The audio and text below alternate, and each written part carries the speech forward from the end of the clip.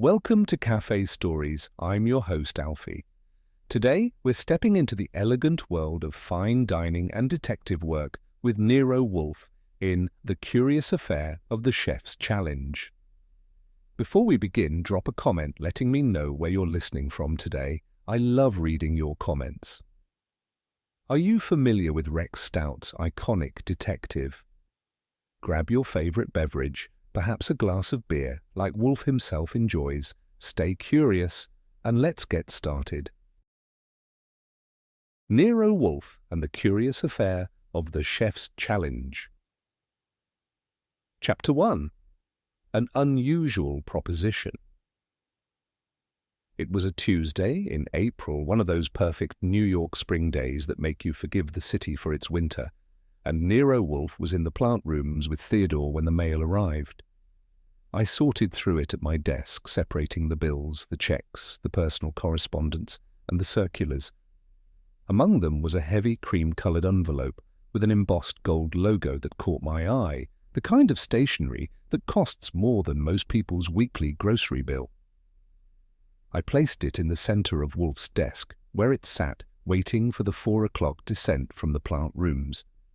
At precisely 6:02, after Wolfe had spent 2 hours with his orchids, consumed a litre of beer, and caught up on the day's business, he picked it up, examined the envelope with mild curiosity, and sliced it open with his gold letter opener.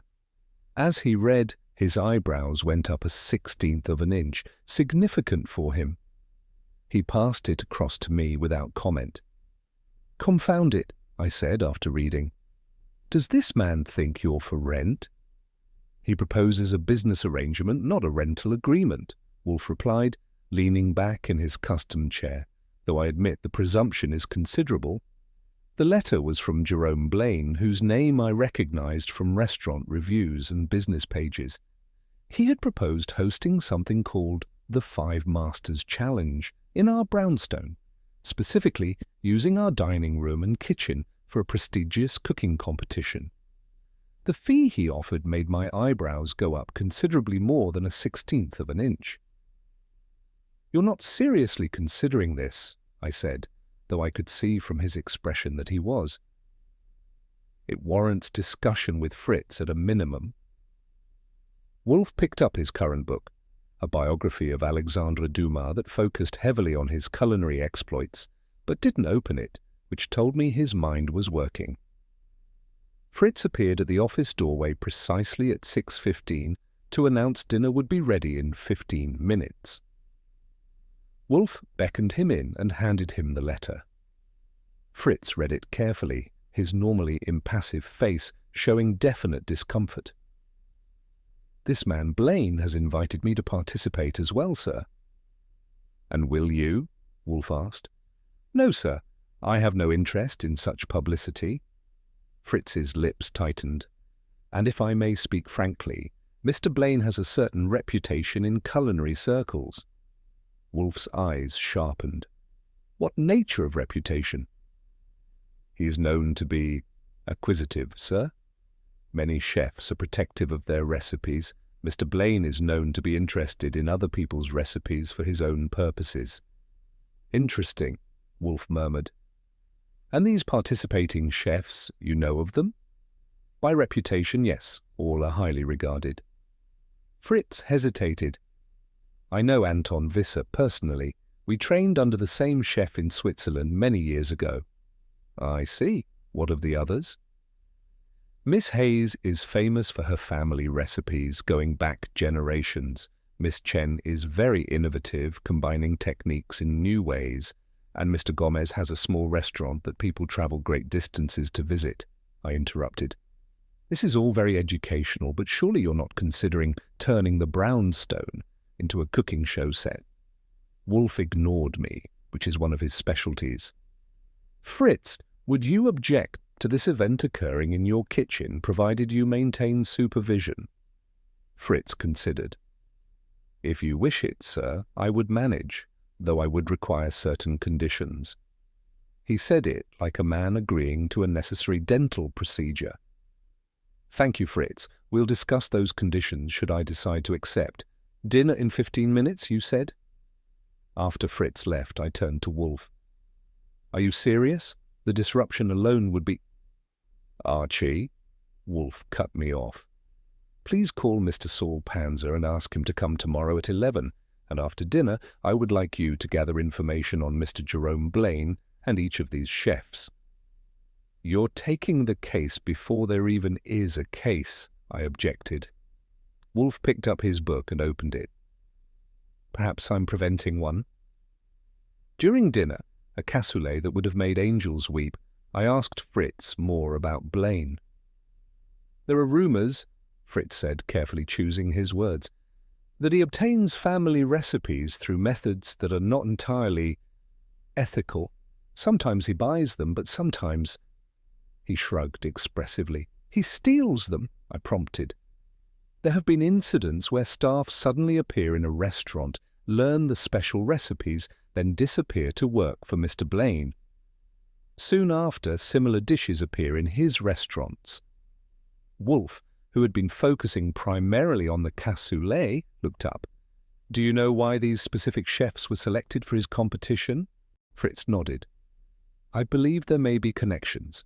Anton once wrote a very bad review of Blaine's first restaurant.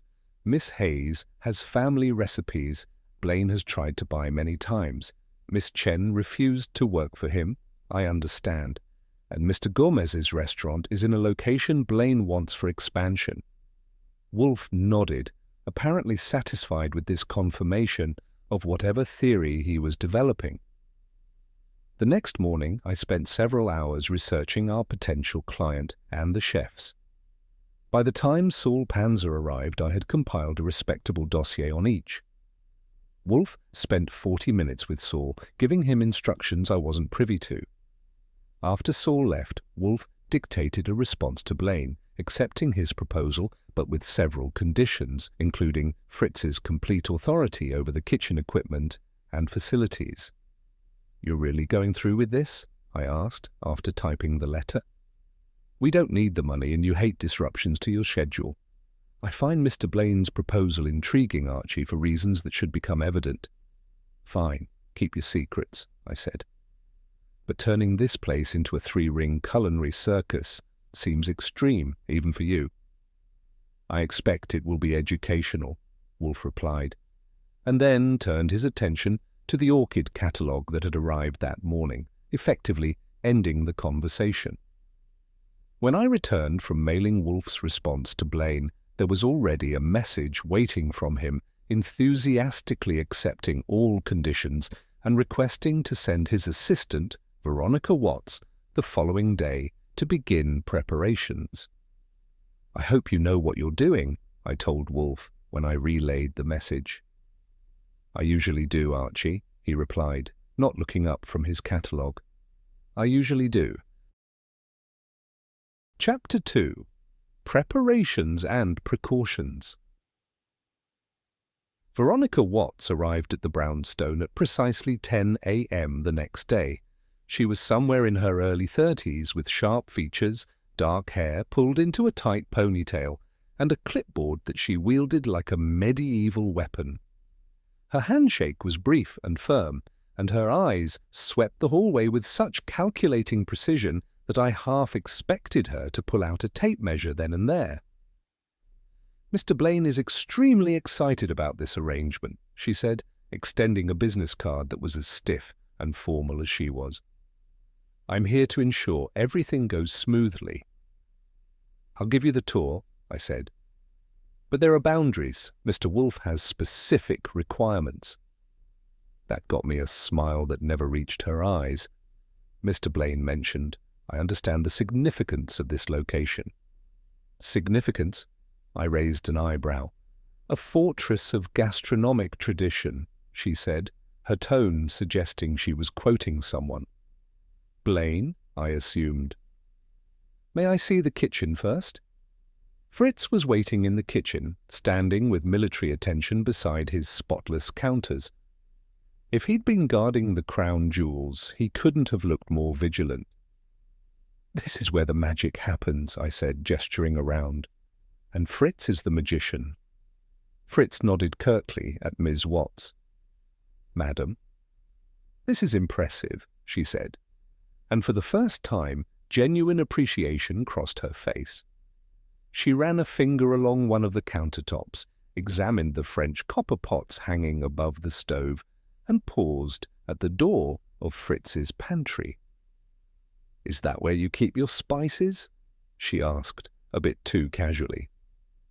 "Among other things," Fritz answered without moving from his position. "I'll need to document everything for setup purposes," she said, pulling a small digital camera from her bag.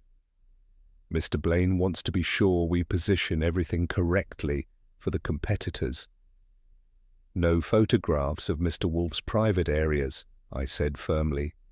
"The kitchen, dining room, and front room are all you need to concern yourself with."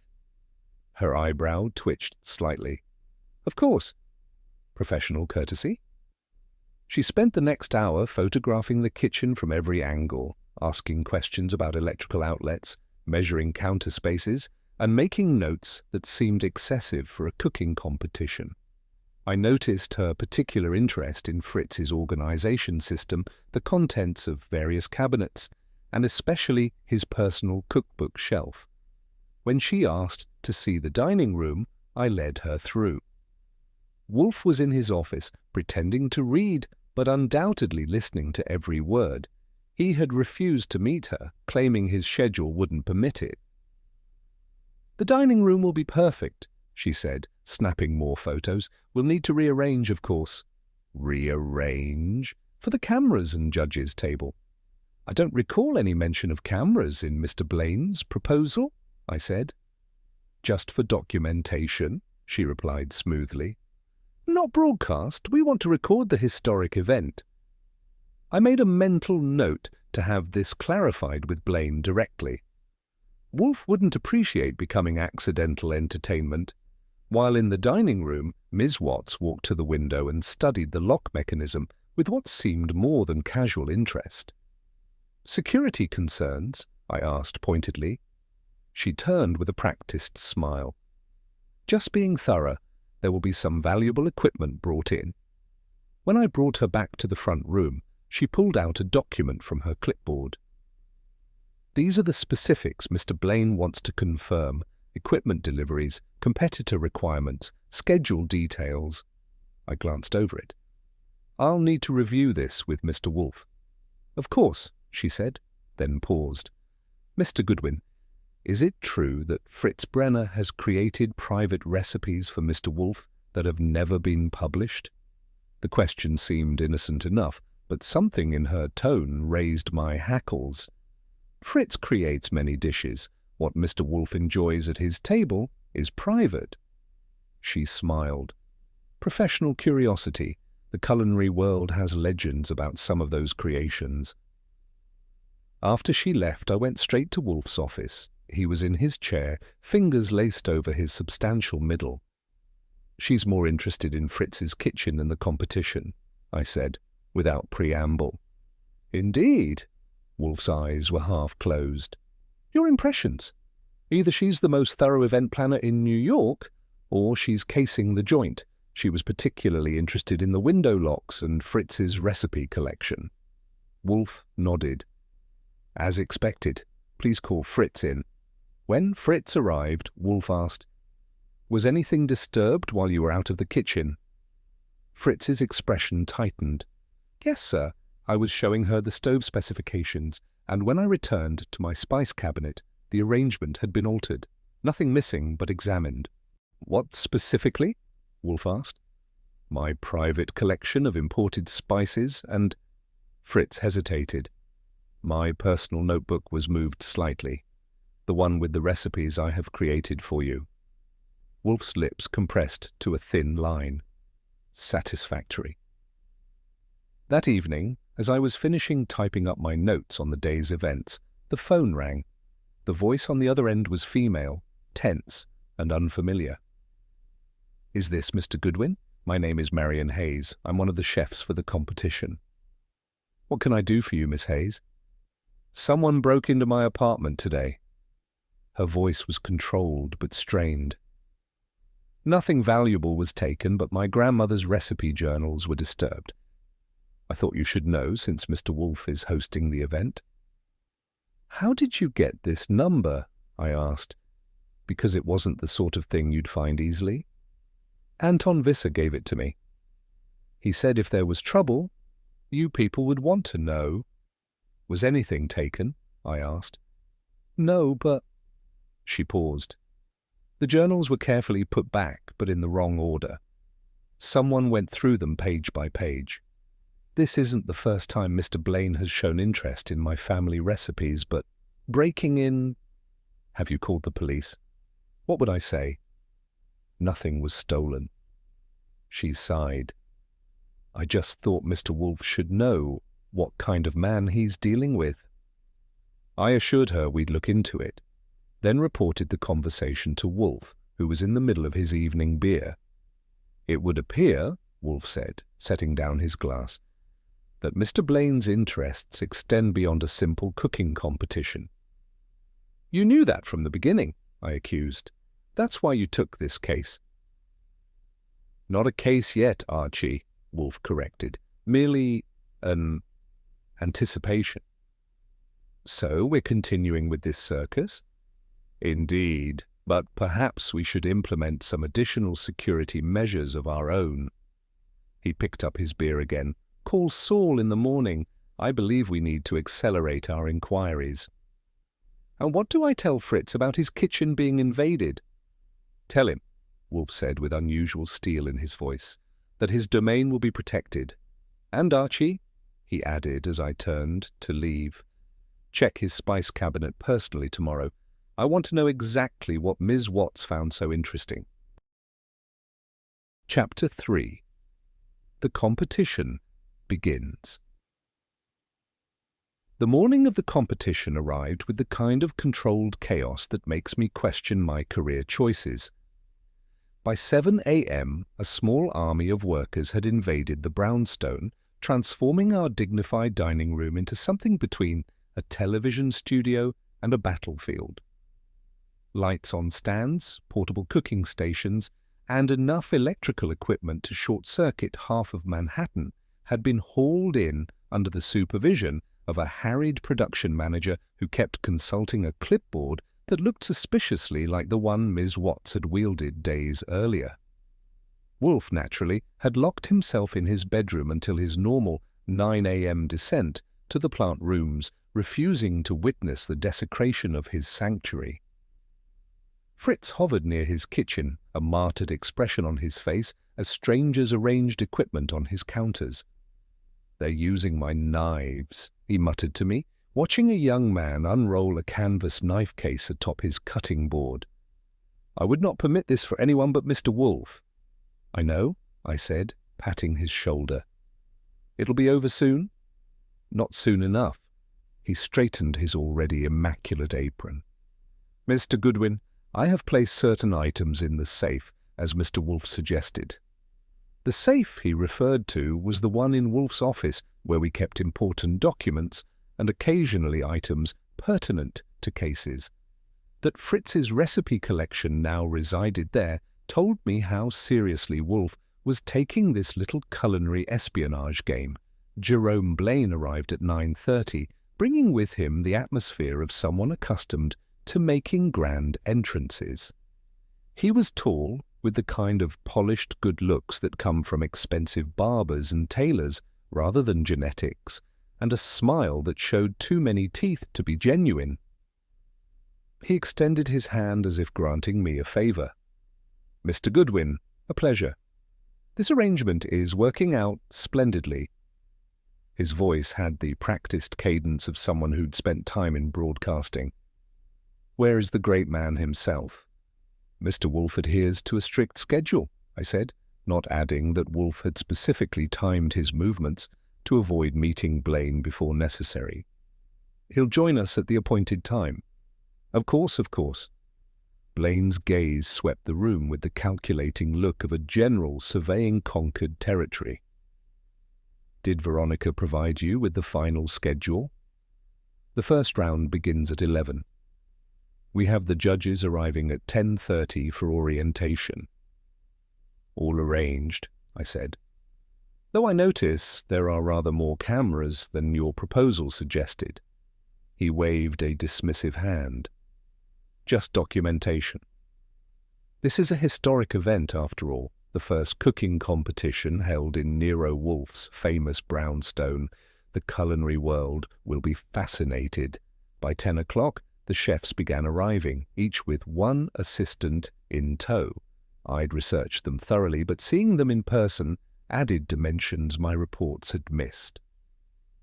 Anton Visser arrived first, a tall, cadaverous man with the intensity of a surgeon and hands that never stopped moving. He nodded curtly to Fritz, a professional acknowledgement that seemed to hold years of shared history. There was something Germanic in his precision as he examined his assigned station, testing each appliance methodically.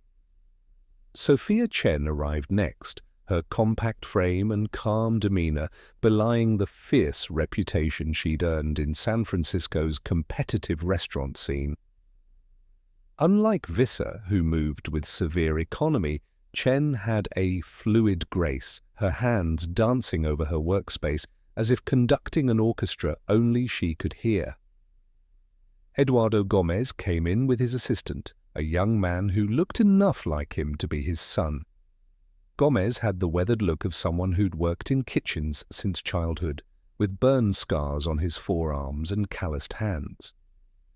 He exchanged rapid-fire Spanish with his assistant, pointing to various aspects of the kitchen setup with obvious concern. Marion Hayes was the last to arrive, 15 minutes before the competition was scheduled to begin. She glanced my way with recognition, her phone call from the previous evening creating an unspoken connection. She was younger than I'd expected, perhaps early 30s, with the focused intensity I'd seen in professionals who'd fought their way up in male-dominated industries. Her assistant was older, a grey-haired woman who moved with the confident familiarity of someone who had worked alongside Hayes for years. Blaine gathered them all for a briefing. "Welcome to the first 5 Masters Challenge. You're about to compete in one of the most exclusive culinary venues in America. For the next 3 days, you'll prepare dishes that showcase your talents while facing challenges designed to test your adaptability and creativity." He gestured expansively. "Today's theme is Heritage Reimagined. You'll each prepare a dish that honors your culinary traditions while incorporating a modern twist. The judges will score based on technique, creativity, and execution. The lowest scoring chef after today's round will be eliminated." I watched their faces as Blaine explained the rules. Visser remained impassive, Chen nodded occasionally, Hayes maintained a professional smile that didn't reach her eyes, and Gomez frowned slightly, his fingers drumming against his leg. At exactly 11, Wolfe made his entrance, precisely as his schedule dictated. The room quieted as he moved to the judges' table, his substantial form commanding attention without effort. Blaine hurried over, hand extended. "Mr. Wolfe, an honor to finally meet you." Wolfe inclined his head a fraction of an inch, ignoring the outstretched hand. "Mr. Blaine, I trust the arrangements are satisfactory." "More than satisfactory," Blaine gushed, recovering from the handshake rebuff. "Your home is everything we hoped for." "Indeed." Wolfe settled into the reinforced chair we'd positioned at the judges' table. "Shall we proceed?" The competition began with a flurry of activity. Each chef moved with practiced efficiency, their assistants anticipating needs before they were voiced. I stationed myself where I could observe both the cooking area and Wolfe, who was watching the proceedings with the focused attention he usually reserved for murder suspects.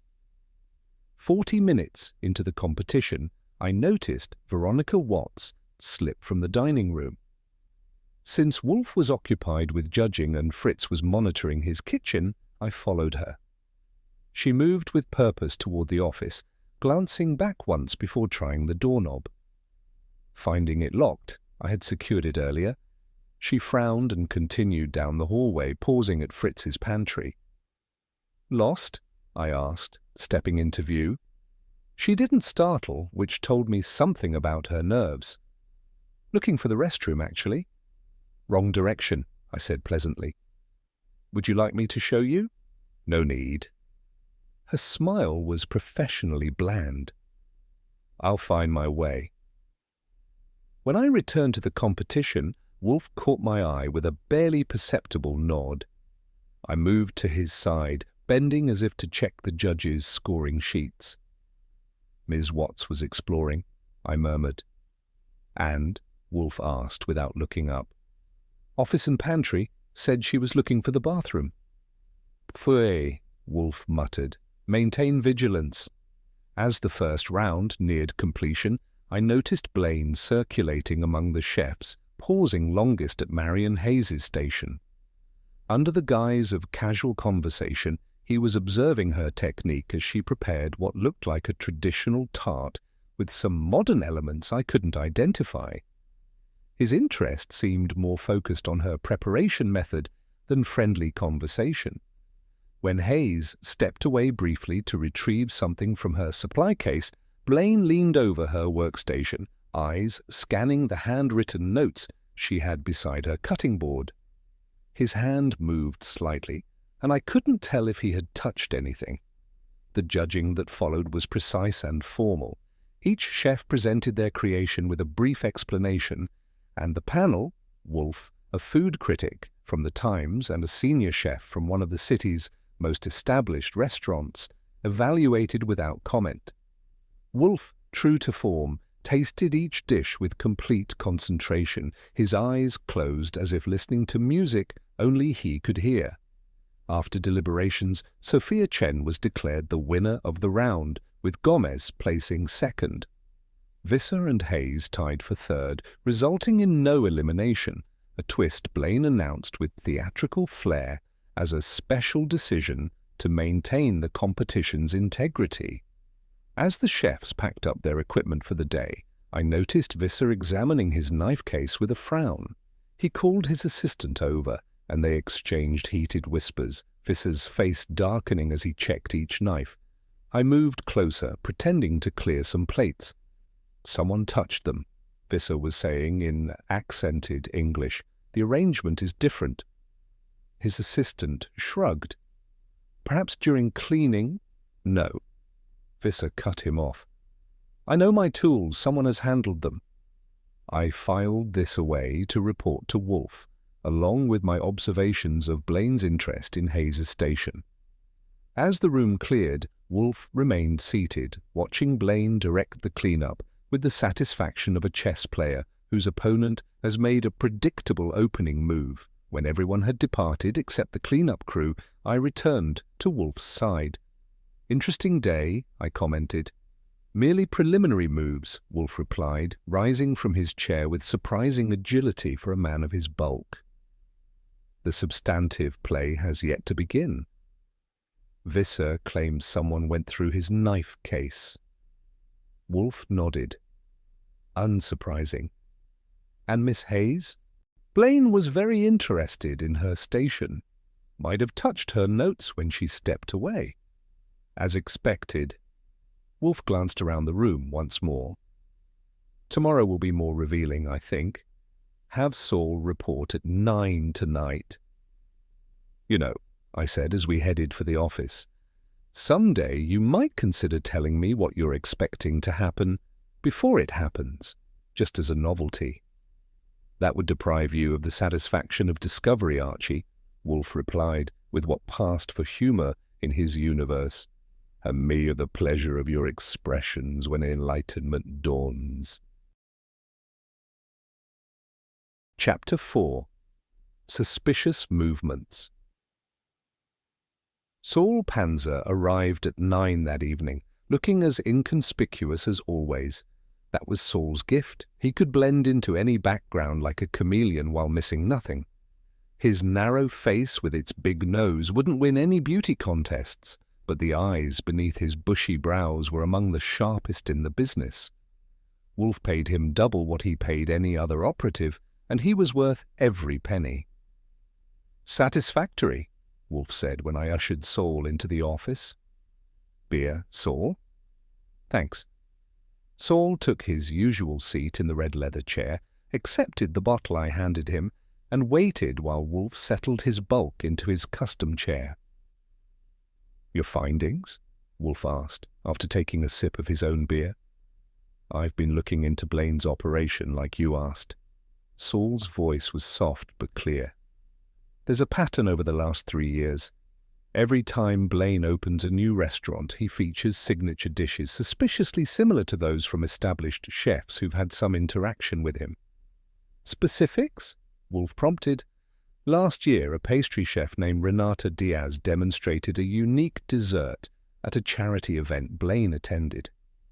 2 months later, a variation appeared on the menu at his new place in Soho. 6 months ago, he judged a competition where Eduardo Gomez prepared a special seafood dish. Now a similar recipe is featured at Blaine's restaurant in Miami." "Legal challenges?" I asked. Saul shook his head. "None successful. Recipes are modified just enough to avoid copyright issues, and Blaine has expensive lawyers. Most chefs can't afford to fight him." "And the subjects of our current interest?" Wolfe asked.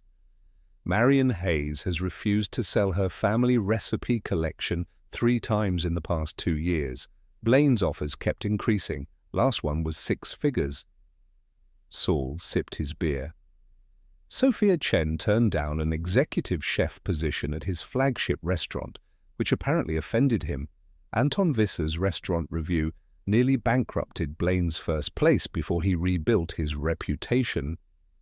"Motive established," Wolfe murmured. "And Mr. Gomez?" "His restaurant occupies a corner location in a building Blaine's company recently purchased. The lease renewal comes up in 3 months. Wolfe nodded, as if another piece of a puzzle had fallen into place. "The break-in at Miss Hayes's apartment?" "No official police report, but I spoke with the building superintendent. Someone claiming to be from a maintenance company gained access that morning. Professional job, no damage to the door." "And our Mr. Blaine's whereabouts that day?" "Business breakfast until 10, then his calendar shows a 2-hour gap before his next appointment." "Sufficient time," Wolfe noted. "Anything else of interest?" "Blaine's publishing a cookbook next month. Signature creations. Advanced promotional materials promise never-before-published recipes from America's culinary masters." Wolfe's eyebrows rose a fraction of an inch. "Indeed. Archie, did you observe any photography during today's competition beyond the documentary cameras?" Blaine's assistant, Watts, had her phone out several times, seemingly taking notes, I said. "Could have been shooting video." "Possible," Wolfe agreed. "Saul, I'd like you to continue your inquiries. Specifically, obtain a copy of the manuscript for this forthcoming cookbook." "Might take some doing," Saul said. "You have 3 days. I'll double your usual fee." Saul nodded, finished his beer, and left without further discussion. That's what I appreciated about Saul. No wasted words, just results. After he departed, I turned to Wolfe. "So Blaine's running an elaborate scheme to steal recipes for his cookbook?" "It appears so," Wolfe said, "though I suspect his ambitions extend beyond mere publication." "You think he's after Fritz's recipes too?" "Among others." Wolfe pressed his lips together. "We shall see." The next morning brought round 2 of the competition. The chefs arrived earlier, each looking more determined than the day before. Anton Visser entered with a new knife case, clasped with a small padlock. His expression was grim as he arranged his station with military precision. Wolfe had positioned himself at the judges' table before any of the competitors arrived, claiming it allowed better observation. Given that it also allowed him to remain seated throughout the proceedings, I suspected the dual benefit wasn't accidental. Blaine announced the day's challenge with theatrical flair. "Today's theme, transformation. You'll each receive a basket of identical common ingredients. Your task is to elevate these ordinary components into an extraordinary creation."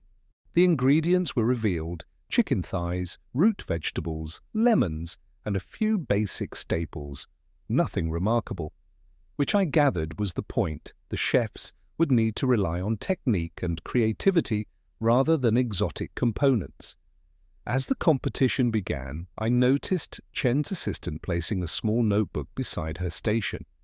When Chen opened it, I caught a glimpse of handwritten notes with diagrams, presumably recipes or techniques. Blaine noticed too, his eyes lingering on the notebook longer than casual interest would warrant. Halfway through the allotted cooking time, Visser stepped away from his station to retrieve something from his supplies. In that brief moment, Veronica Watts passed close to his workstation, ostensibly checking something with the production team positioned nearby. Her movement wasn't suspicious in itself, but the slight pause as she passed his cutting board registered on my internal alarm. I shifted position for a better view and saw Watts's phone in her hand, angled down toward Visser's workspace. When Visser returned seconds later, she was already moving away, typing something on her phone. I caught Wolfe's eye and gave a slight nod toward Watts. His nearly imperceptible eyebrow raise told me he'd registered my meaning. The tension among the chefs was more noticeable today. Gomez worked with fierce concentration, barely speaking even to his assistant. Hayes kept glancing toward Blaine and Watts, her movements more guarded than the previous day. Visser had positioned himself to block most of his preparation from easy viewing. Chen alone seemed oblivious to the undercurrents, working with the same fluid grace as before, though I noticed she kept her notebook closed when not directly consulting it. When the cooking ended and judging began, Wolfe tasted each creation with his usual thoroughness. After the panel's deliberation, Blaine announced that Visser had won the round, with Hayes in second place. Chen and Gomez tied for last. Normally this would mean an elimination, Blaine said, his perfect smile flashing. But I've decided that for the final round tomorrow, all 4 chefs will compete. The stakes will be higher. The overall winner takes home not just the trophy, but a feature spread in Culinary Master magazine. The announcement produced polite applause, but I noticed the competitors exchanging glances. This wasn't how the competition had been described to them originally. As the chefs began cleaning their stations, Gomez approached Visser. They spoke quietly, heads bent together, with occasional glances toward Blaine. When Chen and Hayes joined them, I moved closer under the pretense of collecting score sheets. "Not what I agreed to," Visser was saying. "This is not a proper competition."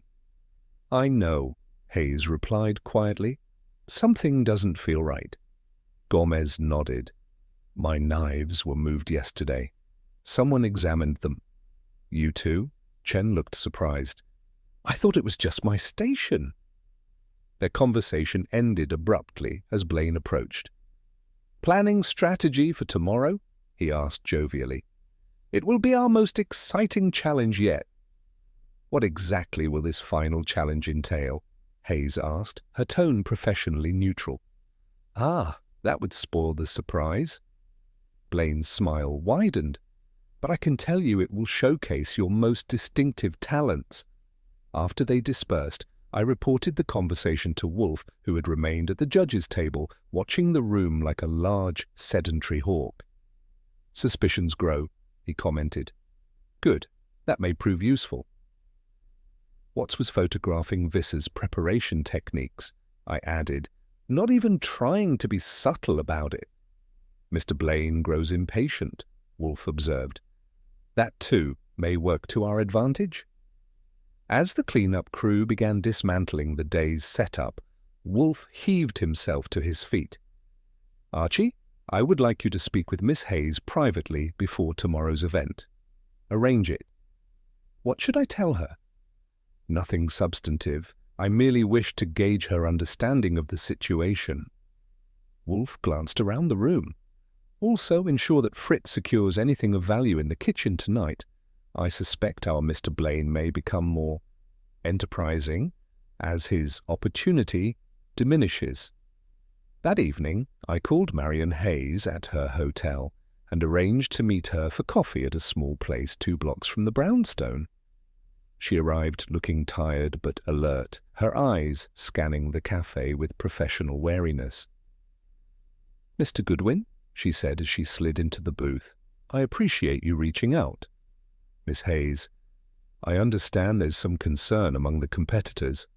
She gave a short laugh. "That's putting it mildly. This isn't a real competition, it's something else entirely." "What do you think it is?" I asked, keeping my tone casual. She studied me for a moment. "I think your employer already knows the answer to that. The question is whether he's part of it or not." "Nero Wolfe doesn't partner with thieves," I said flatly. Her shoulders relaxed slightly. "Well, that's somewhat reassuring. Has he figured out what Blaine is really after?" "Mr. Wolfe prefers to assemble all the evidence before drawing conclusions," I replied, which was both true and non-committal. "Well, tell him this," she said, leaning forward. "Tomorrow's surprise challenge should be interesting. Anton has replaced his regular ingredients with substitutes that look identical but would ruin any recipe. Eduardo has modified his techniques when cameras are near. Sophia and I have compared notes, literally, and discovered we've both been targeted." "Targeted how?" "Break-ins, mysterious inquiries from food journalists, sudden interest in our family recipes." She stirred her untouched coffee. "We're not stupid, Mr. Goodwin. We've all heard the rumors about Blaine's methods. We just need to know if your boss is going to help stop him, or if we're on our own." I gave her my most reassuring smile. "Miss Hayes, I guarantee that Nero Wolfe never starts something he doesn't finish. Be ready for tomorrow. I think you'll find the final challenge quite revealing." Chapter 5. Hidden Agendas. The final day of competition brought with it the kind of tension that makes the air feel too thick to breathe properly. I arrived in the dining room at 7:30, earlier than necessary, to find Fritz already there, inspecting every corner of his kitchen with the focused attention of a diamond merchant checking his inventory after a suspicious customer. "All in order?" I asked him. Fritz's mouth tightened. "Someone has been here during the night." "You're sure?" "I know my kitchen, Mr. Goodwin." Fritz gestured to a barely perceptible scratch on one of the cabinet doors. "This was not here when I left, and my arrangement of utensils has been disturbed." "Anything missing?" "No." Fritz frowned. "But my personal notebook, the one Mr. Wolfe had me lock in the safe, would have been if it had been left here." I made a mental note to check the security system. We had sensors on the windows and doors, and I'd set them myself before retiring, but someone with expertise could possibly bypass them.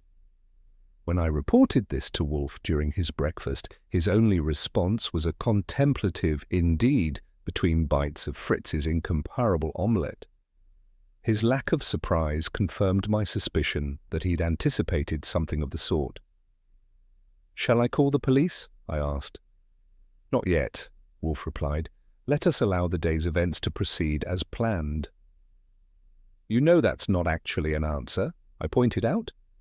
"It is precisely an answer, Archie, just not to the question you intended." Wolfe dabbed his lips with his napkin. "Please ask Saul to join us at 6 this evening, and Inspector Kramer at 7. That got my attention. Kramer was head of homicide at Manhattan West, and while he and Wolfe had a long-standing professional relationship, it wasn't one either man would characterize as warm. Bringing him in meant Wolfe was expecting something beyond the petty theft of recipes. By 10 o'clock, the competitors had arrived and were setting up their stations. The atmosphere was markedly different from previous days, less competitive energy and more wary observation. The chefs exchanged glances that carried silent messages, and their assistants stayed closer than before, like bodyguards rather than helpers. Blaine arrived last, his media-perfect smile firmly in place but tension evident in the set of his shoulders. Veronica Watts trailed him, clipboard in hand as usual, her eyes darting around the room as if cataloguing potential problems. "Good morning, chefs." Blaine's voice carried the forced enthusiasm of a man trying too hard. "Today's final challenge will be the most exciting yet. You've shown us your technical skills and creativity. Now it's time to reveal your secret weapons, your signature dishes." He paused for dramatic effect, scanning the chefs' faces. "Today, each of you will prepare the recipe that defines your culinary identity, your most famous creation, the dish that made your reputation. And to add some spice to the competition, these recipes will be featured in a special cookbook commemorating this historic event." I watched the chef's reactions. Hayes's face tightened almost imperceptibly. Visser's expression didn't change, but his hands stopped moving for a fraction of a second. Chen glanced at Gomez, who gave a barely noticeable shrug. "As an added bonus," Blaine continued, "I'll be observing more closely today to provide commentary for the documentation. I want to capture every nuance of your creative process." That announcement nearly made me smile. Wolfe had warned me this morning to expect Blaine to become more aggressive in his information gathering. "Desperation often overcomes caution," he'd said. As the chefs began preparing their stations, I noticed Wolfe studying them with the same intensity he usually reserved for crucial moments in murder investigations. His eyes missed nothing, particularly the careful way Hayes arranged her workspace to limit visibility of her preparation area. 30 minutes into the competition, Wolfe beckoned me over to the judges' table. "Archie, please check Miss Hayes's station. I believe there may be something of interest there." I circled around casually, pretending to adjust one of the lights. Hayes was working on what looked like a traditional pastry, her movements precise and economical. Nothing seemed out of ordinary until I shifted angle and caught a glint of something metallic, partially hidden behind her ingredient tray. Moving to a better position, I confirmed what Wolfe had somehow spotted from across the room. A tiny camera, no larger than a button, positioned to capture Hayes's work surface. It was professionally placed, indistinguishable from equipment components to casual observation. I reported this to Wolfe, who nodded as if receiving expected confirmation. "And the other stations?" A more thorough circuit of the room revealed similar devices at each chef's station, all positioned to capture their techniques and recipes without their knowledge. "All four," I told Wolfe, "professional equipment, well hidden." "Satisfactory," Wolfe murmured. "Please continue your observations. Pay particular attention to Mr. Blaine's movements." Blaine was indeed circulating among the chefs, ostensibly making pleasant conversation, but clearly focusing on their techniques. He spent longest with Hayes, asking questions that required her to demonstrate specific methods, while Watts took notes nearby. His interest seemed more technical than culinary, focused on precise measurements and ingredient proportions rather than the art of cooking. When Blaine approached Chen's station, I positioned myself close enough to overhear their conversation. "That's a fascinating technique," Blaine said, watching Chen fold a delicate wrapper around her filling. "Family tradition?" "3 generations," Chen replied, her focus on her work. "My grandmother taught my mother, who taught me." "Has it ever been documented?" "For preservation of the tradition." Chen's hands never faltered. "Some traditions aren't meant to be preserved on paper, Mr. Blaine. They're preserved through practice and teaching." Blaine's smile tightened slightly. "But surely, in this modern age, with so many cooking shows and books, you'd want credit for your innovations?" "The only credit I need comes from those who enjoy my food," Chen said, effectively ending the conversation. When Blaine moved to Visser's station, the exchange was even briefer. Visser answered questions with minimal responses, his attention seemingly absorbed by his work, though I noticed his eyes tracking Blaine's movements with cold precision. Gomez was more talkative but equally guarded, describing his dish in general terms while keeping specific techniques and measurements obscured by his body position, a strategy I suspected was deliberate.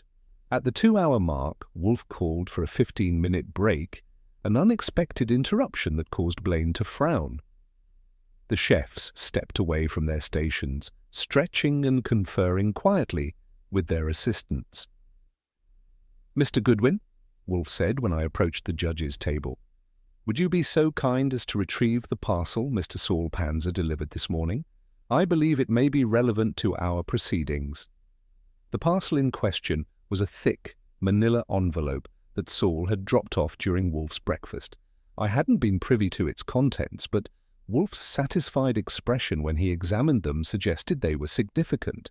When I returned with the envelope, Wolfe was engaged in conversation with the other judges, probably explaining the unexpected break. Blaine hovered nearby, his expression a mixture of irritation and forced politeness. "Ah, Archie," Wolfe said, taking the envelope. "Thank you. Would you please inform our chefs that we will resume in 10 minutes, and perhaps you might check their stations for any adjustments that may have occurred during preparation." The hidden meaning was clear. When I made my circuit of the room, I discovered that the hidden cameras had been repositioned, angled for better views of the chef's final preparations. At Hayes's station, I found something new, a small wireless transmitter barely visible beneath her workbench, broadcasting the camera feed in real time.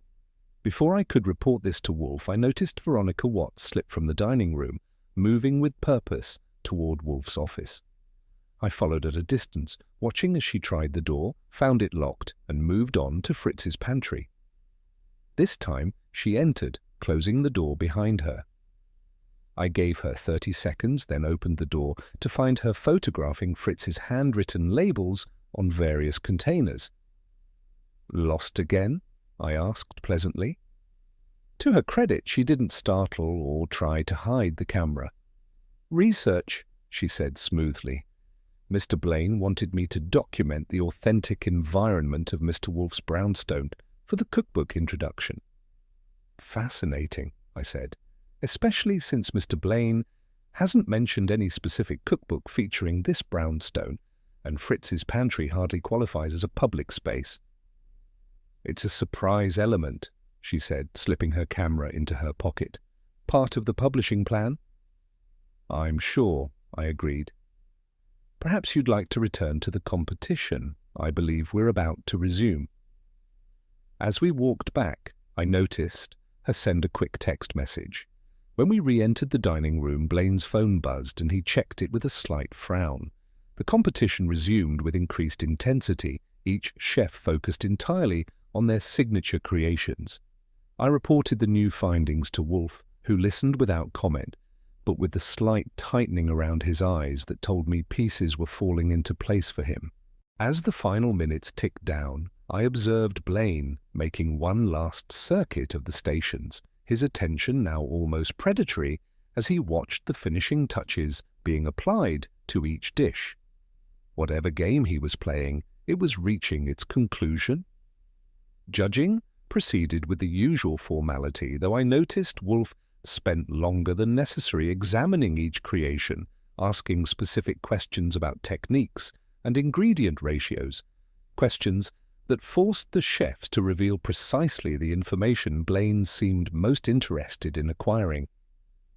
When the tasting concluded, Wolfe remained at the judges' table rather than retiring for deliberation. His expression had that particular solidity it acquired when he'd reached a conclusion and was preparing to act on it. "Before we announce today's results," he said, his voice cutting through the room's tension, "I believe we should address certain irregularities that have become apparent during this competition." Blaine's professional smile faltered. "Irregularities, Mr. Wolfe?" "Indeed." Wolfe's fingers tapped once on the table. "Perhaps we might continue this discussion in my office. I believe there are matters best addressed in a more Private setting. Blaine hesitated, then nodded with forced casualness. Of course, though I'm not sure what irregularities you're referring to. You will, Wolfe assured him. You most certainly will. Chapter 6. The Final Challenge. Wolfe's office had never seemed more like a courtroom than when we assembled there after the final cooking round. The four chefs stood in a loose semicircle, their competitive tensions temporarily suspended by mutual wariness. Blaine occupied the red leather chair, with Veronica Watts standing behind him, clipboard still in hand, though she wasn't writing anything. Wolfe sat behind his desk with the imperturbable calm of a judge who has already reached his verdict, but is obligated to hear final arguments. I took my usual chair, ready to observe and intervene if necessary. "Mr. Wolfe," Blaine began with forced casualness, "I'm not sure what irregularities you're referring to. The competition has proceeded exactly as planned." "Indeed," Wolfe replied, "precisely as you planned it, though not as you represented it to the participants." He shifted his bulk slightly. "Before we continue, I believe introductions are in order. While you all know each other professionally, I suspect there are aspects of your relationships that remain obscured." Blaine's smile tightened. "We hardly need introductions at this stage." "On the contrary," Wolfe said.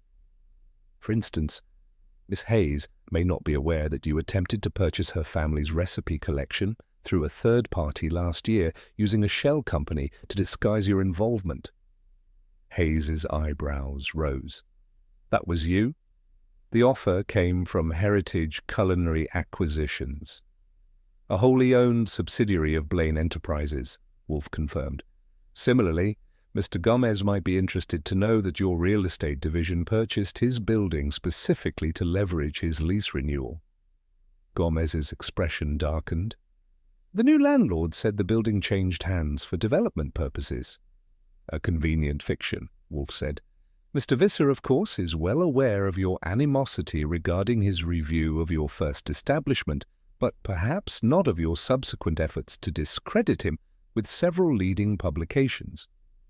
"This is absurd," Blaine protested, but his confident demeanor had begun to crack. "You've assembled us here to make unfounded accusations." "Not unfounded," Wolfe countered, "and certainly not my primary purpose. I merely wish to establish context for the true nature of this so-called competition." The chefs exchanged glances, and I noticed a subtle shift in their positioning. They had unconsciously formed a united front against Blaine rather than remaining as separate competitors. "Which is what exactly?" Chen asked, her calm voice carrying a note of steel. Wolfe gestured to Wade. "Archie, if you would be so kind as to explain what you discovered at Miss Hayes' station this morning." "Hidden cameras," I said, watching Blaine for his reaction. "Professionally installed, positioned to capture detailed views of techniques and recipes. All four stations had them." "That's standard documentary practice," Watts interjected quickly. "For the video record." "An interesting assertion," Wolfe replied, "particularly since these devices were not connected to your production equipment, but rather to a separate receiver." He turned to Blaine. "A receiver found in your personal briefcase, Mr. Blaine?" Blaine's face hardened. "You searched my briefcase? That's completely inappropriate." "Not I," Wolfe corrected. "Mr. Saul Panzer, a licensed private investigator who observed you reviewing the footage in your hotel room last night. The same Mr. Panzer who obtained a partial manuscript of your forthcoming cookbook, which already contains recipes remarkably similar to those being prepared today, credited to you personally." The office fell silent. Hayes was the first to break it. "So this whole competition was a setup? To steal our recipes?" Her voice was tight with controlled anger. "Not just to steal them," Wolfe said, "to document them in a way that would allow Mr. Blaine to claim they were his own creations, with video evidence of his creative process should any legal challenges arise. Blaine stood abruptly. "This is slander. I won't sit here and—" "You will sit," Wolfe said, with unexpected force, "or I shall have Mr. Goodwin assist you in doing so." I shifted slightly, making it clear I was ready to enforce Wolfe's directive. Blaine hesitated, then slowly resumed his seat. "The cameras are merely professional equipment," he said, his tone defensive. "Standard for any food documentation." "Perhaps," Wolfe conceded, "though less standard is breaking into a competitor's apartment to examine family recipe journals, or installing surveillance equipment in a private residence, or attempting to access a private pantry to photograph proprietary spice mixtures." "You have no proof of any of that," Watts said, speaking up for the first time. "On the contrary," Wolfe replied. "We have Ms. Hayes's testimony regarding the break-in, Mr. Goodwin's direct observation of your photography activities, and security footage of an attempted entry to this brownstone at 2:17 this morning." That last bit was news to me. Wolfe hadn't mentioned any security footage, but I kept my expression neutral, knowing he occasionally embellished for strategic purposes. Visser stepped forward. "I suspected something was wrong from the beginning. No legitimate competition changes its rules daily or focuses so specifically on proprietary techniques." "So this gathering," Blaine said, regaining some composure, "is to what end?" "Even if your accusations had merit, which they don't. What exactly are you proposing?" "I propose nothing," Wolfe replied. "I merely present facts. What happens next depends largely on your cooperation." "Cooperation with what?"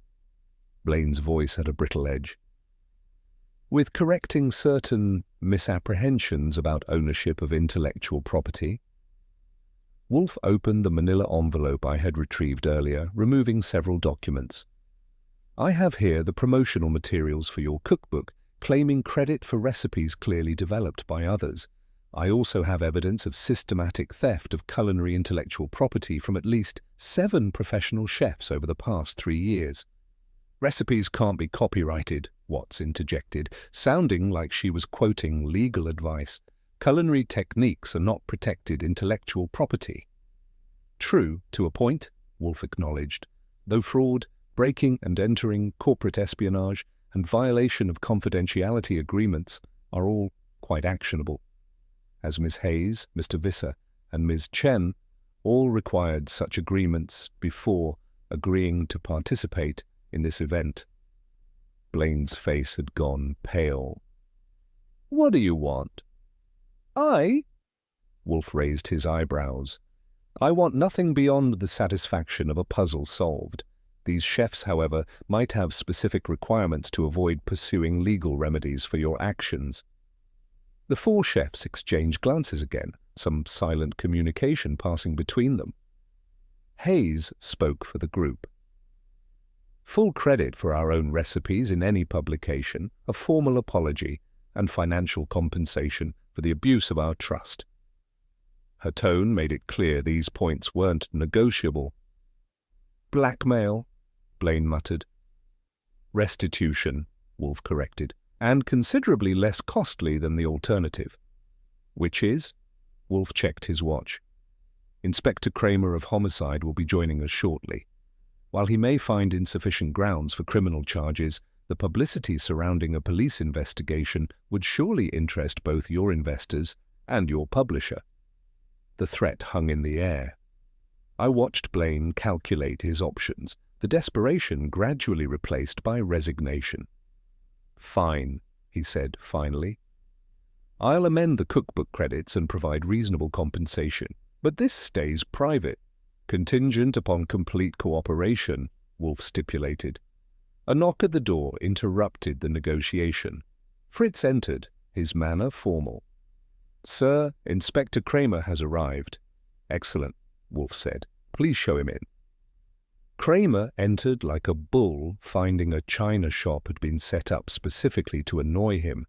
His bulky frame and perpetual scowl were as familiar as his habit of chewing an unlit cigar, which he was doing now with particular vigor. "Wolfe," he growled by way of greeting, "what's so urgent that I need to come here personally on a Friday evening?" "A matter requiring your expertise," Wolfe replied, smoothly. "Though I believe we may have reached a preliminary understanding that might simplify your involvement." Kramer's suspicious gaze swept the room, taking in the assembled chefs, Blaine's tense posture, and the documents spread on Wolfe's desk. "What kind of understanding?" he asked, clearly sensing he was entering a scene already in progress. Mr. Blaine was just agreeing to certain terms regarding intellectual property rights and compensation for attempted appropriation of proprietary culinary creations, Wolfe explained. "Was he?" Kramer looked at Blaine with renewed interest. "Voluntary agreement, or did you squeeze him into it?" "Purely voluntary," Wolfe assured him, "though perhaps accelerated by awareness of potential legal consequences," Kramer grunted. "And you need me here, why?" "To witness the agreement, should Mr. Blaine reconsider after leaving these premises, and to assess whether certain actions, specifically breaking and entering, corporate espionage and fraud, warrant official investigation." Blaine stood suddenly. "I've agreed to the terms. There's no need for police involvement." "Sit down," Kramer ordered with the automatic authority of decades in law enforcement. Surprisingly, Blaine complied. "Now someone explain exactly what's been going on here, and don't leave anything out." Wolfe nodded to me. "Archie, if you would summarize the situation for the inspector." As I began recounting the events of the past 3 days, I watched Blaine's face cycle through frustration, calculation, and finally, resignation. Whatever scheme he had concocted, it was coming apart completely, and we hadn't even gotten to the part about the hidden cameras yet. Wolfe settled back in his chair with the satisfied expression of a chess player who had foreseen every move of the game and was now simply waiting for the inevitable checkmate. The final challenge, it seemed, wasn't for the chefs at all. It was for Blaine himself. Chapter 7. Gathering in the Office. By the time I finished summarizing the events of the past 3 days for Inspector Kramer, the atmosphere in Wolfe's office had thickened to the consistency of cold gravy.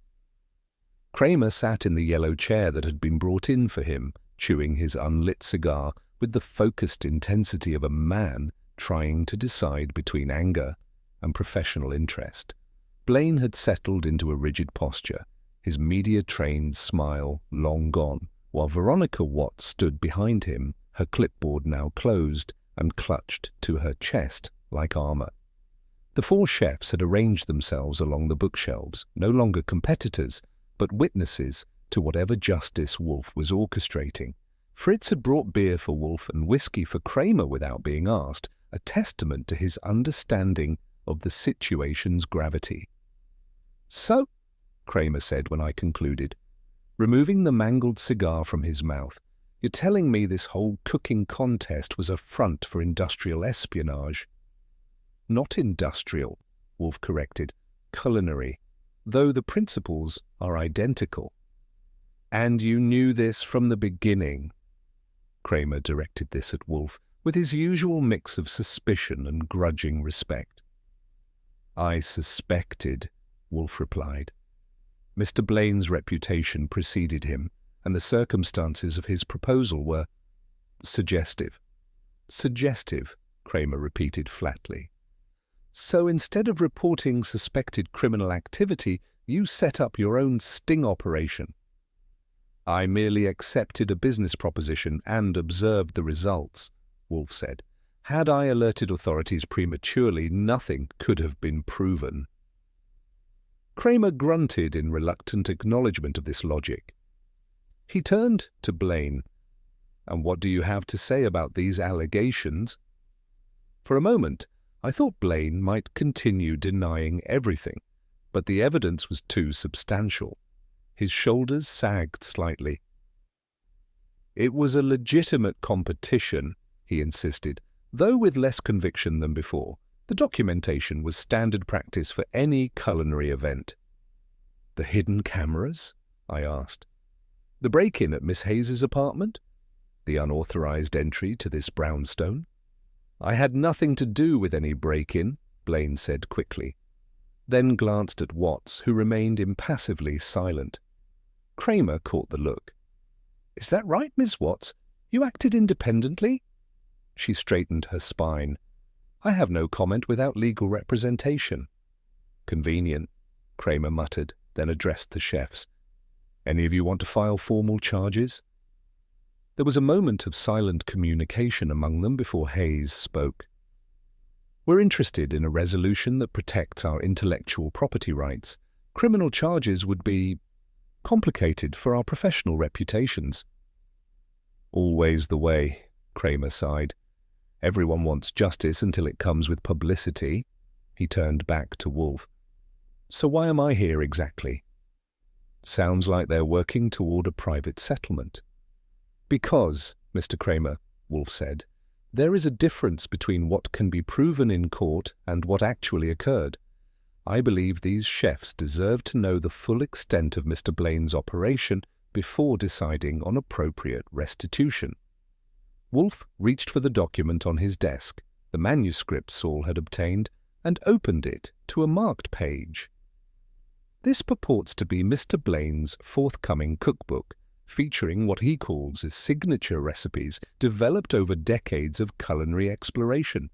Yet here we have," he turned to a specific page, "Ms. Chen's distinctive dim sum preparation, dated 6 months ago, credited entirely to Mr. Blaine." Chen's eyes widened. "That's impossible. I've never published that recipe." "Indeed not," Wolfe agreed. "Yet here it is, with only minor modifications, precisely the modifications you made today during the competition." "He couldn't have included today's version in a manuscript from 6 months ago," Visser objected, his logical mind catching the inconsistency. "An excellent observation," Wolfe said. "Which suggests—" Visser's eyes narrowed. "That this competition was merely confirmation he already had our recipes from another source." "Precisely." Wolfe turned to Blaine. "You have been systematically infiltrating restaurants and private kitchens for years, placing staff who report back with recipes and techniques. This competition was meant to provide video documentation that would help defend against any future plagiarism claims, visual proof that these were your creations." Blaine's face had gone from pale to flushed. "You can't prove any of that." "Mr. Saul Panzer has interviewed 3 former employees who served as your informants," Wolfe replied calmly. "Their testimonials are quite detailed." Hayes stepped forward. "So all those employment applications we received from inexperienced but eager staff were plants," I confirmed. "According to Saul's sources, at least." Gomez muttered something in Spanish that sounded distinctly uncomplimentary. "He sent someone to my restaurant last year, young man, said he wanted to learn authentic techniques. Worked for 3 months, then disappeared." "Miguel Fuentes," Wolfe supplied. "Currently employed as a culinary consultant for Blaine Enterprises." The revelation hit the chefs like a physical blow. This wasn't just about today's competition. It was about years of systematic theft. "That's why you wanted my family's recipe journals," Hayes said, her voice tight with anger. "You couldn't infiltrate my development process because I test recipes in my home kitchen." "And why my restaurant lease suddenly became an issue," Gomez added. "Pressure to share recipes or lose my location." Kramer had been listening with growing interest. "This sounds less like a civil dispute and more like a pattern of criminal behavior." He fixed his gaze on Blaine. "Breaking and entering, corporate espionage, fraud, harassment. That's just what I'm hearing in this room." "Allegations," Blaine said, but his confidence was crumbling. "Unproven allegations." "At the moment," Wolfe agreed. though Mr. Panzer has compiled quite an extensive dossier which Inspector Kramer would no doubt find fascinating reading. I watched Blaine calculating his options, which were diminishing by the second. When he spoke again, his voice had a desperate edge. "What exactly do you want?" Wolfe raised his eyebrows.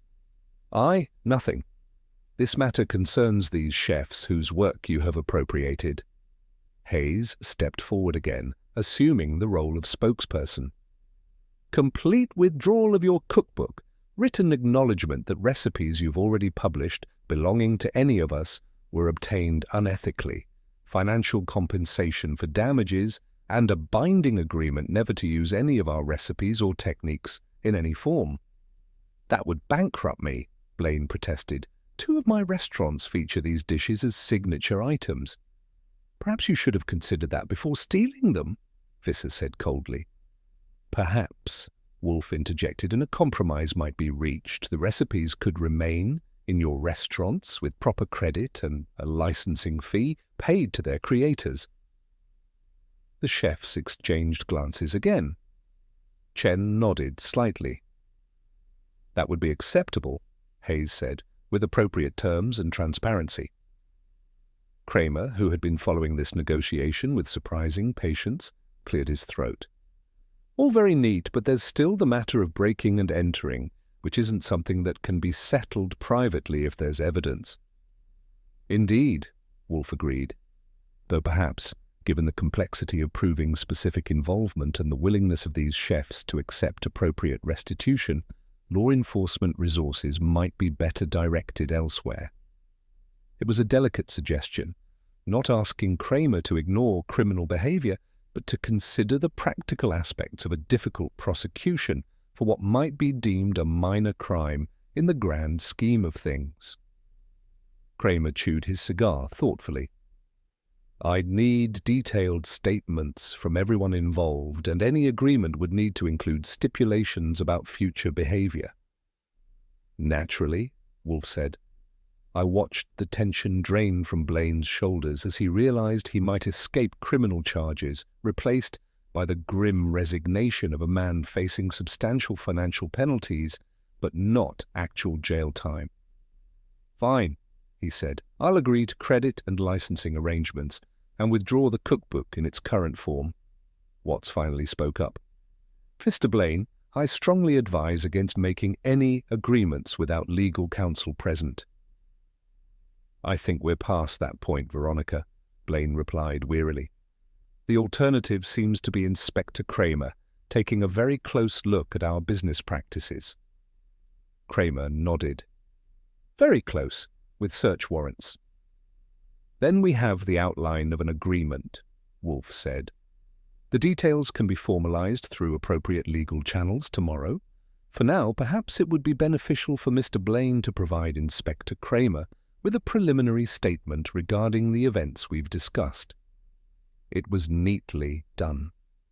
Wolfe had maneuvered the situation to give the chefs the leverage they needed without explicitly asking Kramer to compromise his official duties.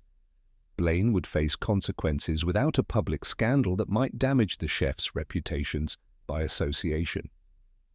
As Kramer began taking Blaine's statement, Fritz appeared at the door. "Dinner will be ready in 30 minutes, sir," he announced to Wolfe.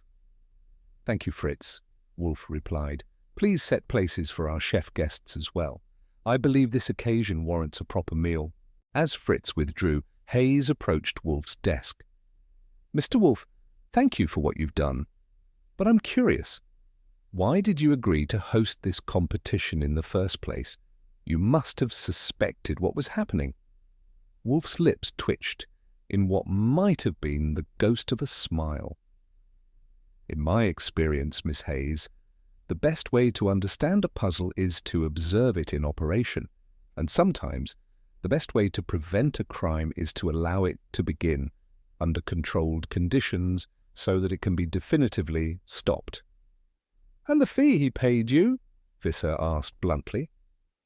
"Will be donated to a culinary education fund," Wolfe replied.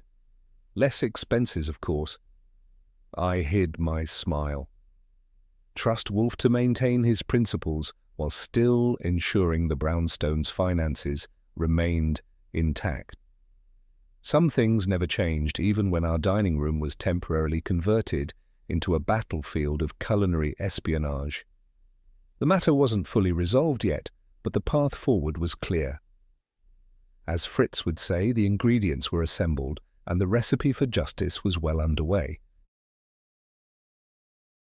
Chapter 8. The Recipe Thief. Dinner that evening was one of the more remarkable meals I've witnessed in the brownstone, and that's saying something. With Blaine and Watts departed, Blaine to consult with his lawyer, Watts, to presumably update her resume, the four chefs had taken over our kitchen with Fritz's blessing. What followed was a kind of culinary jam session, with these masters of their craft collaborating rather than competing for the first time. Kramer had left shortly after taking Blaine's statement, muttering about paperwork and the headaches Wolfe invariably caused him. He declined the dinner invitation with the gruff acknowledgement that he preferred to maintain some professional distance from what had essentially been an unauthorized sting operation, even if it had produced legitimate results. Now, seated at the dining table with Wolfe at his customary position at the head, I watched as course after impeccable course emerged from the kitchen. Hayes had prepared an appetizer that made Wolfe close his eyes in appreciation for a full 10 seconds. Visser followed with a soup that prompted a rare excellent from the great man. Chen and Gomez collaborated on the main courses, and the entire meal was accompanied by wines that Wolfe had selected from his cellar with unusual generosity. Fritz, rather than being territorial about his kitchen, moved among the visiting chefs with professional respect, occasionally exchanging technical observations or approving nods. It was like watching a summit meeting of culinary diplomats. "Mr. Wolfe," Hayes said as we enjoyed the dessert she had created, "you never fully explained how you knew what Blaine was planning. You anticipated his moves before he made them." Wolfe dabbed his lips with his napkin. The pattern was evident from the initial proposal. The excessive fee offered for the use of these premises immediately suggested ulterior motives. "Suspicion isn't the same as knowledge," Visser pointed out. "True," Wolfe acknowledged, but research quickly revealed Mr. Blaine's history of appropriating others' culinary creations. Additionally, his selection of participants was revealing. Each of you represented something he desired, but could not legitimately obtain. "My family recipes," Hayes said. "My techniques," Chen added. "My restaurant location," Gomez contributed. "And my reputation, which he tried to destroy when he couldn't buy it," Visser concluded. "Precisely," Wolfe agreed. "The pattern suggested not just opportunistic theft, but a systematic campaign." "But how did you know about the hidden cameras?" Chen asked. "Those weren't installed until the competition began." "I didn't know specifically," Wolfe admitted. "But some form of documentation was necessary for his scheme to succeed. Merely having the recipes would be insufficient if challenged. He needed proof he could claim showed the development process. The cameras were the logical method." "You set a trap," Gomez said, his tone suggesting admiration, "using your own home as bait." "A controlled environment," Wolfe corrected, "where Mr. Blaine's activities could be observed and documented without risk to your legitimate intellectual property." Hayes smiled slightly.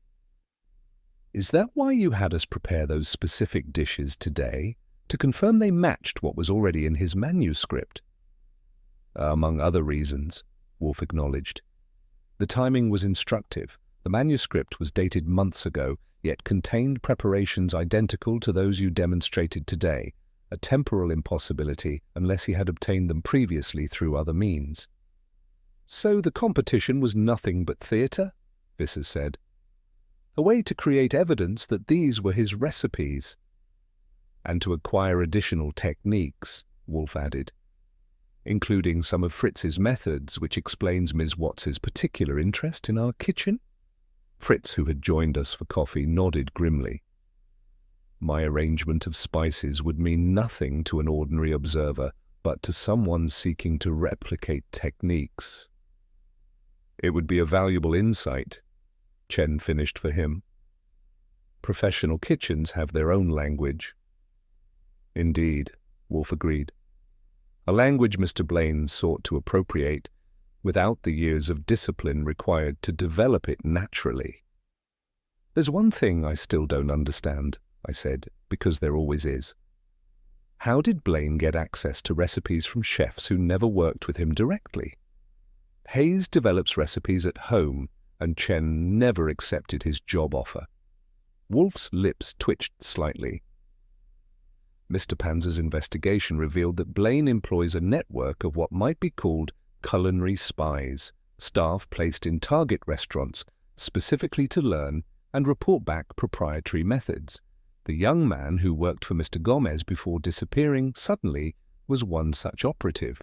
Gomez's expression darkened. Miguel, I taught him my grandmother's techniques.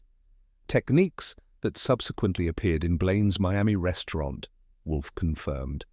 Similarly, Miss Hayes received several inquiries from food journalists seeking to document her family recipes for historical preservation. Those weren't real journalists, Hayes said with sudden understanding.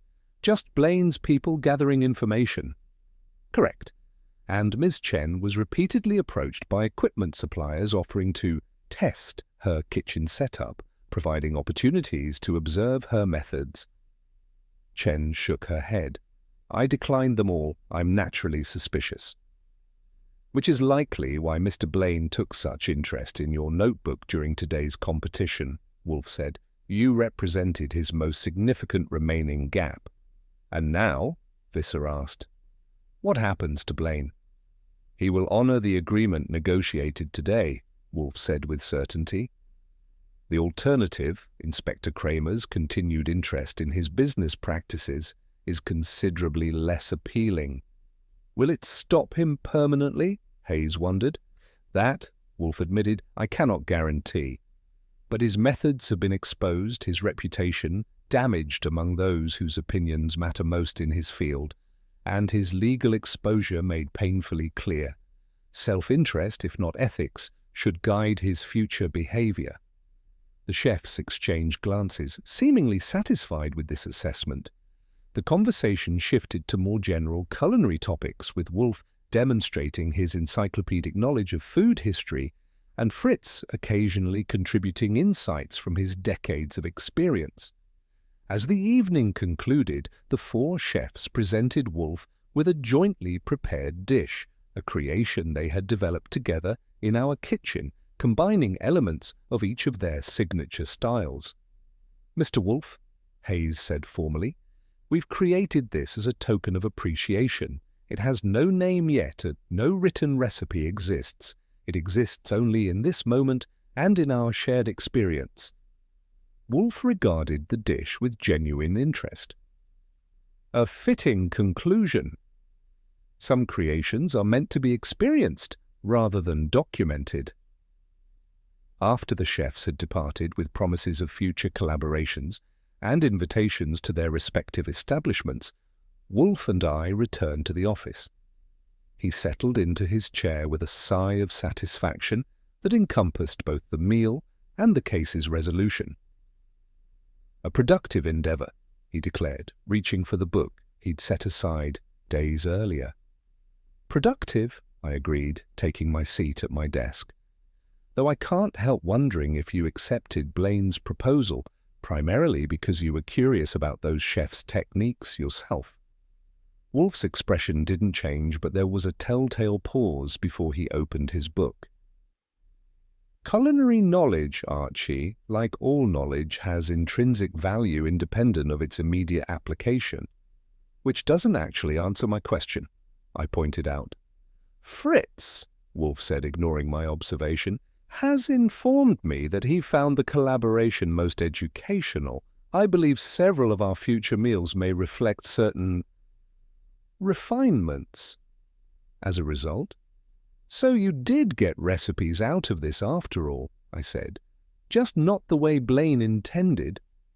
There is a fundamental difference, Wolfe replied with dignity, between appreciation that acknowledges its sources and appropriation that denies them. A difference about as substantial as the fee you collected, I noted, which, as promised, will be donated to culinary education. Less expenses. He turned a page. A most satisfactory conclusion. I couldn't disagree. Blaine's scheme had been exposed, the chefs had received justice, and our dining prospects for the foreseeable future had been considerably enhanced.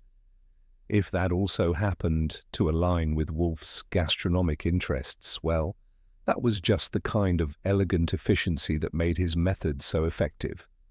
As Fritz had wisely observed during the case, in the culinary world, a chef's recipes are their legacy. Some things should never be for sale, but they can, under the right circumstances, be generously shared. The difference, as Wolfe might say, was a matter of both ethics and aesthetics, and on both counts justice had been impeccably served. And so Wolfe and Archie solve another case proving that justice can be served alongside a perfect soufflé. I hope you enjoyed this story. If you did, please consider becoming a member of our Café Stories community. Until then, stay curious, keep your taste for justice refined, and remember, in both cooking and crime solving, it's the details that make all the difference. This is Alfie signing off from Café Stories.